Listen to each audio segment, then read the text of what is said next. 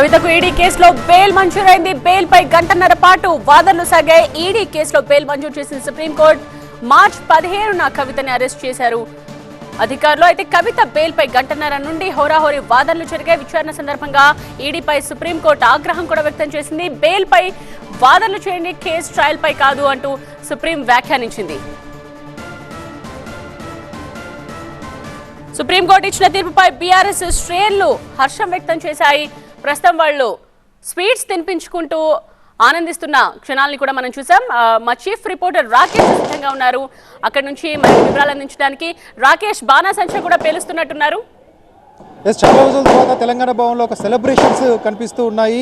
ఎలక్షన్లో ఓడిపోయినప్పటి నుంచి ఇప్పటివరకు ఇంత సందడి ఎప్పుడు కనిపించలేదు. పెద్ద ఎత్తున నాయకులు, కార్యకర్తలందరూ ఇక్కడికి వస్తున్నారు. ముఖ్య నేతలంతా ఢిల్లీకి వెళ్ళినప్పటికీ ఇక్కడ అందుబాటులో ఉన్నటువంటి లీడర్షిప్ అంతా తెలంగాణ భవన్ చేరుకుంటున్నారు. ప్రస్తుతం తెలంగాణ భవన్ ముందు క్రాకరీ చూస్తున్నాం. పెద్ద ఎత్తున కార్యకర్తలు ఇక్కడికి చేరుకొని క్రాకరీ కాలుస్తూ ఉన్నారు. అంతకు ముందే స్వీట్స్ తినిపించుకుంటున్నారు.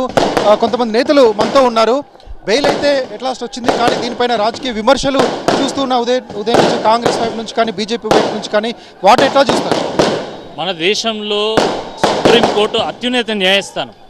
సుప్రీంకోర్టు అన్ని వాదనలు విన్న తర్వాత ఈరోజు కవిత గారు బెయిల్కు అర్హురాలు, ఆ బెయిల్ను అడ్డుకోవడానికి వీలు లేదు అని చెప్పి చేసినటువంటి వ్యాఖ్య చాలా ప్రాధాన్యాన్ని సంతరించుకున్నది.